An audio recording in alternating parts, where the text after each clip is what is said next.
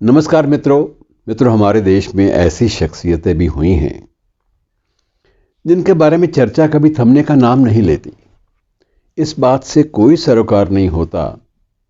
चर्चाएं करने वालों को, श्रद्धालुओं को और उनके प्रशंसकों को इस बात से कोई सरोकार नहीं होता कि उनको दिवंगत हुए भी आज लगभग 41 वर्ष बीत चुके हैं, लेकिन 41 वर्ष के बाद भी उसी शिद्दत के साथ याद किए जाते हैं। मेरा आज का जो ये एपिसोड है वो समर्पित है मेजर ध्यानचंद को।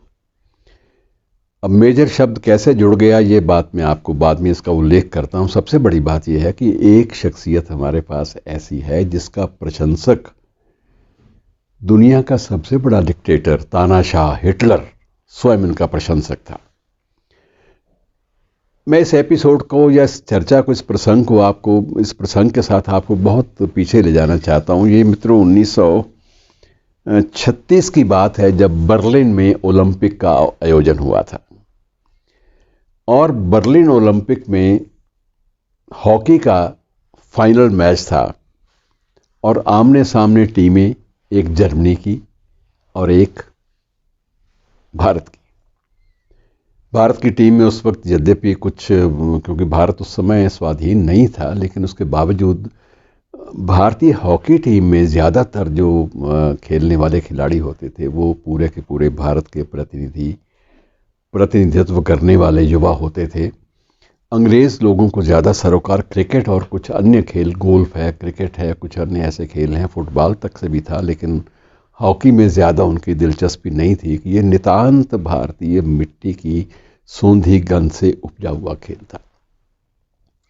खेल शुरू होता है और कमेंटेटर भी बार बार ये कहना शुरू कर देते हैं, समीक्षक भी, कि जब हिटलर स्वयं बैठा है,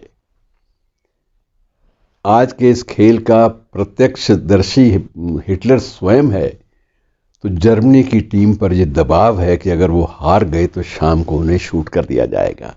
तानाशाह है, वो अपने देश का अपमान बर्दाश्त नहीं करेगा और विशेष रूप से ऐसा तानाशाह जिसने एक पूरी की पूरी नस्ल को शुद्ध बनाए रखने और विश्व की सबसे बड़ी नस्ल घोषित करने का संकल्प लिया हुआ हो। उसकी अपनी सनक थी, तानाशाह की होती है। लेकिन मित्रों हुआ ये कि टीम जर्मनी की निरंतर हारती गई, गोल पर गोल ध्यानचंद करते गए। हमारे ध्यानचंद उस वक्त सूबेदार थे सेना में और उसके बाद हिटलर ने बीच में खेल में ये भी जो कहा जाता है, किंवदंती है, इतिहास इस बात की पुष्टि नहीं करता, लेकिन ये किंवदंती यही है कि हिटलर ने स्वयं इनकी स्टिक मंगवाई कि इस लड़के की स्टिक लेके आओ, ये देखने के लिए कि इसकी स्टिक के साथ कोई मैग्नेट तो नहीं चिपका हुआ। क्योंकि जब भी बॉल ध्यानचंद के पास आती थी, बॉल स्टिक से हटने का नाम ही नहीं लेती थी। उनकी ड्रिबलिंग में इतनी ज़्यादा क्षमता होती थी कि उस क्षमता के नाते वो जल्दी जल्दी गेंद को दुश्मन के पाले में जाने नहीं देते थे। और उसके बाद खेल फिर शुरू हुआ, जर्मनी की टीम फिर हारती गई और अंत में भारत उस ओलंपिक में चैंपियन बना। पुरस्कार देते वक्त उसने पूछा कि तुम क्या करते हो, तो उसने कहा मैं इंडियन आर्मी में हूँ सर। तो वैसे ही जैसे एक फौजी जवाब देता है, ध्यानचंद ने जवाब दिया, क्या रैंक है तुम्हारा? उन्होंने बताया सूबेदार। बस तुम अगर मेरी टीम में या मेरे मुल्क में शामिल होना चाहो, मेरी टीम में शामिल हो जाना, तो I will make you field marshal. हक्का बक्का मुंह खुला हुआ ऑडियंस का भी, ध्यानचंद का भी, ये क्या मैं सुन रहा हूँ, लेकिन वो हकीकत थी।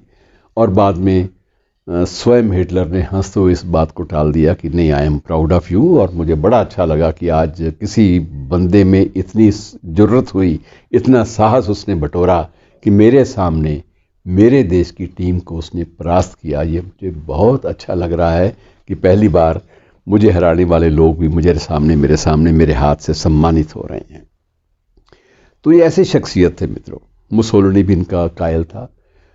जितने भी उस वक्त राष्ट्राध्यक्ष थे, जहाँ जहाँ ओलंपिक मैच होते थे, जहाँ जहाँ भी, वहाँ विशेष रूप से राष्ट्राध्यक्ष स्तर के लोग या उच्च स्तर के लोग या जो ऊंची प्रतिभाओं वाले लोग हैं वो सिर्फ देखने के लिए आते थे कि इसका मैच 1 घंटे का ज़रूर देखना है, बाकी कुछ हो या ना हो।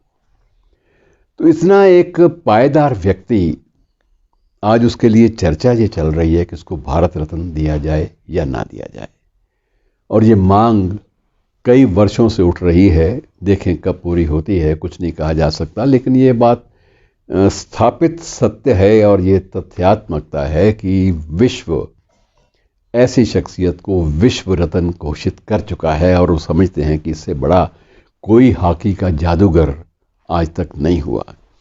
दूसरी बात मित्रों, मैं जिक्र करना चाहूँगा 1979 का ही, जब इन्हीं महीनों में, इसी दिसंबर में ही उनकी हालत पहले सप्ताह में बिगड़नी शुरू हो गई।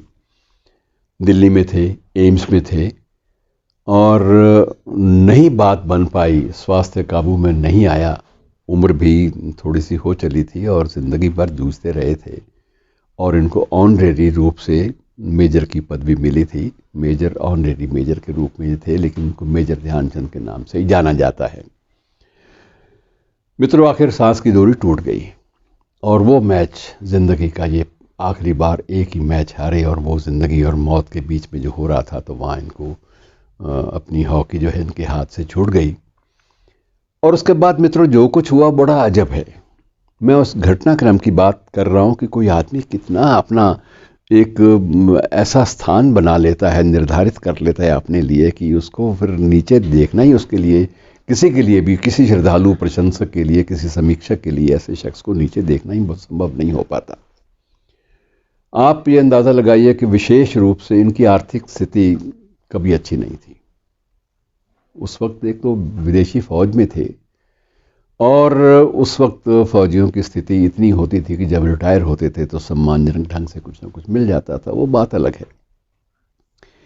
लेकिन आप अंदाज़ा लगाइए कि वहाँ पर भीड़ की होड़ लगी थी कि इनके शव को इनके गृह स्थान पर ही लाया जाए, और गृह स्थान पर ही ले जाए गए।